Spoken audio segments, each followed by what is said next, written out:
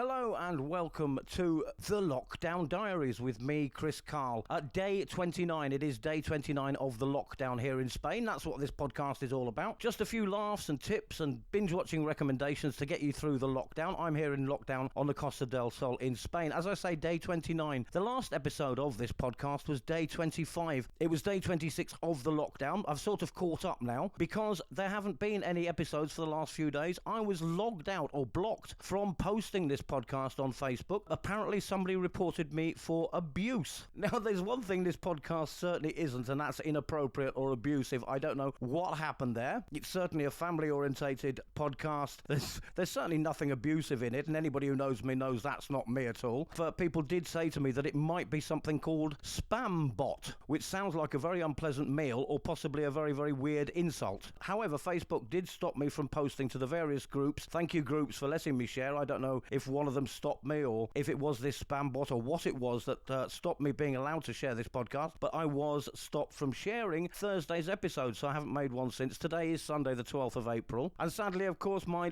listenership dropped from 1,100 odd down to 100 or so for the last episode before it got blocked, so let's hope this one gets through and you enjoy some of the tips I'm going to share. It's going to be a little bit of a shorter one today because obviously it is an experiment to see if we actually can get through to the masses to share this. I do want to say a big thank you to all of the Facebook pages that do share it. A lot of them have some great tips on there. Family Lockdown Tips and Ideas, Family Lockdown Tips and Ideas UK, for example, have lots of tips and creative stuff. It does seem we are becoming very, very creative during this lockdown, especially people with children who are rediscovering upcycling and all this kind of thing and using all sorts of household things to make games and playhouses, dedications to the NHS, all that kind of thing. It does seem we are rearing a generation of very, very creative people, and that does seem to me to be a very, very positive thing. So everybody's planning what they're going to do after the lockdown finishes, big lists of plans and stuff, and I thought I would go to Paris on the train, so I called up to book a ticket. The fella said, "You're a star." I said, "Well, I've got a podcast and I've been in a couple of films, but I'm no Johnny Depp." Now that may not be funny, but it's certainly not abusive. Alright, a new feature just for today's podcast, see how we go. Funny news headlines. What papers have printed as headlines that have become unintentionally funny? For example, from the Daily Telegraph in the United Kingdom back in 2011, they ran this headline: Gordon Ramsay's dwarf porn double found dead in a badger den in Wales. And how about this headline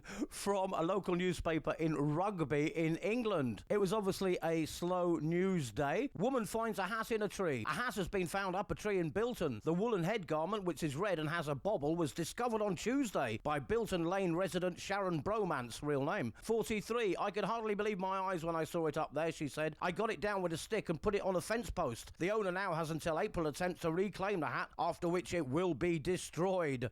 Wow. And finally, for today at least, from a newspaper called The Record: museums full of history. Where would we be without the press? All right, time now for one of my coincidence stories. Yes, time for Chris's coincidences. While on a business trip, sometime during the late 1950s, a fella called George D. Bryson stopped and checked into a hotel called the Brown Hotel in Louisville, Kentucky. Having signed the register and been given his key to room number 307, he stopped by the mail desk to see if any letters had arrived for him. And indeed, there was a letter, the mail desk person told him. Gave him an envelope addressed to Mr. George D. Bryson, room 307.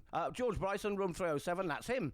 It wouldn't be so odd, obviously that seems quite logical, but the letter wasn't for him. In fact, it was for the last person who was in that room just before him, room 307. The man was also called George D. Bryson. Very nice coincidence there for you. Alright, time for my binge-watching recommendation for today. Now, normally, I would give you a series to watch, and I was going to go with Modern Family, seeing as I binge-watched the entire final and 11th season last night. That's 11 seasons to go out. There's hundreds of episodes there if you're into Modern Family in it, or you haven't seen it. I do recommend it. Possibly I'll recommend it on a future podcast, but today, different way of binge-watching, I think. Instead of choosing a genre or a series, why not choose an actor and watch all of their films? For example, Meryl Streep. Meryl Streep, brilliant actor. I'm going to recommend one of her more recent films, I suppose, today. And the film is called Florence Foster Jenkins. It stars, of course, Meryl Streep, Hugh Grant, and Simon Helberg. Simon Helberg you will maybe remember as Wolowitz from The Big Bang Theory. He makes a lovely appearance in this film. Very, very good, and not recognisable. It's all about a woman called Florence Foster Jenkins, obviously, who's played by Meryl Streep. It's set in New York. She's a socialite heiress. She founded something called the Verdi Club because she's a big fan of music. A has-been Shakespearean actor, played by Hugh Grant, is her longtime friend and manager. She's very, very rich, while he lives in a very small apartment with his mistress. Now, Florence decides to resume singing lessons and decides that she wants to sing in public, and she has a terrible, terrible voice. And it's all about how Hugh Grant's character tries to stop the general public finding out she has a terrible voice because she does so much for charity and for the good of the social sphere. It is very, very funny. It is an excellent film. Florence Foster Jenkins did pretty well at the box office and was released in 2016.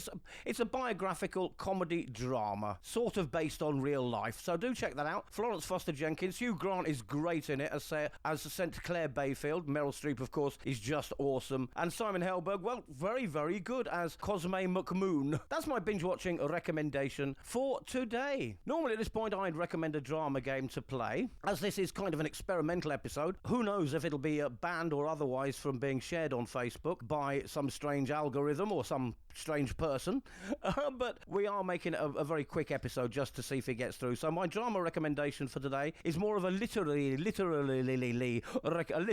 recommendation. What you want to do is just get the children to start keeping a diary. Now, obviously, in lockdown, every day does seem like Groundhog Day. It does seem like the same day over and over again. However, just encourage them to keep a little journal of what they've done every day, because obviously some of them are homeschooling. A lot of them are doing some really creative stuff you can see all over the internet, and it's absolutely awe-inspiring. So just get them to keep a little journal, a little diary of what they're doing every day, their thoughts and how they're coping in lockdown, how they're liking it, what they've learned, all that kind of thing. And it'll be a lovely memory to keep and share in the years to come. Perhaps they can make it look like a little scrapbook and stick in photographs and memories, some of the pictures they've made, some of the art they've done, and make a little journal come scrapbook of their experiences in lockdown. That's my little tip for today. Now, they say bad luck comes in threes and all that kind of thing, but the day I was logged out of and banned from posting this podcast in Facebook, the same day I managed to break my reading glasses, fuse the electrics when plugging in the hot water heater, and then managed to spill red wine on my favourite jacket and not notice until today. So that's probably badly stained. Hopefully the bad luck is over. We shall see when this gets posted. But now it is time for Carlos White's pun of the day. Carlos is a lovely friend of mine. He's a very big fan of puns. So he shares a pun with you every day on this podcast. So Carlos says that his kettle stopped working. It broke while being in lockdown. Needed a kettle. Obviously, you need your coffee in the morning. And so he went into the shop and said, "Can someone sell me a kettle?" And the bloke said, "Ken would." And he said, "Well, where is he?" Thank you, Carlos. We'll be having more puns from you in the future. In the meantime, that is all I've got time for. This has been a little bit of a rush podcast just to see if we can get through. Thank you so much for sharing it. Thank you so much for listening to it. There are people all over the world. As I say, there's 1,000 people or more every day listening to this podcast, and I'm very, very humbled and appreciate it very much. I've missed doing it these last few days. It's certainly a big help to my way of coping with this lockdown, and I really appreciate you listening. Thank you. The most important thing is to stay indoors, stay at home, and stay safe, but also keep being positive. The creativity that is flowing from all of you around the world is really, really inspiring to me. I think it's absolutely beautiful. We'll get through this. We'll come out of it with more skills and more positivity, and we'll become kinder, I'm hoping. That's a big hope. Keep looking forward to the end of this. Keep doing the right thing so we do see an end to it. In the meantime, thank you for listening. That was day 29 of the lockdown from me, Chris Carl, here in Spain. You can find my podcast by searching on Facebook, hopefully, for the Lockdown Diaries. Lockdown is all one word. I'm also on Twitter. Do join the tens of people who are following me on there. I'm Chris Carl. Hopefully I'll be back tomorrow. Thank you for listening. Stay safe, stay indoors, and stay positive. Bye-bye.